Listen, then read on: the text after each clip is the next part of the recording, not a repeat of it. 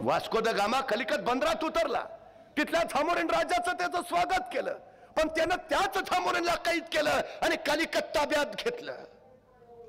आम्ही शत्रूला उदारपणे वागवणार आहे, पण या परंपरेला छेद दिला तो पहिला छत्रपती शिवाजी महाराजांनी. 40,000ची फौज घेऊन आलेल्या अफजल खानाचा महाराजांनी इथंच कोथळा काढला आणि महाराज कडाडले, या भूमीवर परत आक्रमण करणारा इथं आल्यावर फाडलाच जाईल, तो सोडला नाही जाणार. आम्ही सोडायचं आणि तुम्ही मात्र संपवायचं नाही. नाही, प्रतापरावांनी नेमकं ते केलं होतं आणि महाराजांची भीती खरी ठरली. बेलोल खान पठाण पुन्हा स्वराज्यात आलाच आणि संतापलेल्या महाराजांनी प्रतापरावांना खरमारीत पत्र लिहिलं, त्या बेलोलचं मस्तक छाटल्याशिवाय आता आम्हास तोंड दाखवू नका.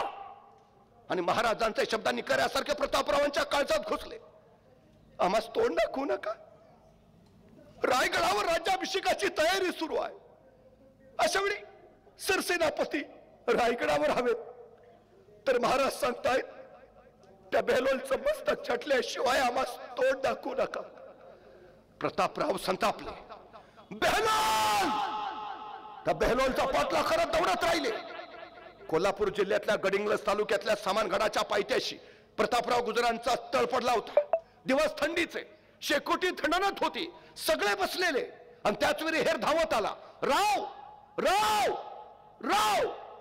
प्रतापरावांची नजर गेली. राव, नेसरीच्या खिंडीत बेलोल खानाचा तळ पडलाय राव.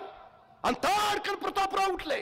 त्यांची नजर त्या ज्वाळेत स्थिर झाली. ज्वाळेतली ठिणगी डोळ्यात घुसली आणि महाराजांचे शब्द कानात घुसले, तो माणूस तोंड दाखवू नका. त्या बेलोलचं मस्तक छटल्याशिवाय प्रतापरावांचे डोळे क्रुद्ध झाले.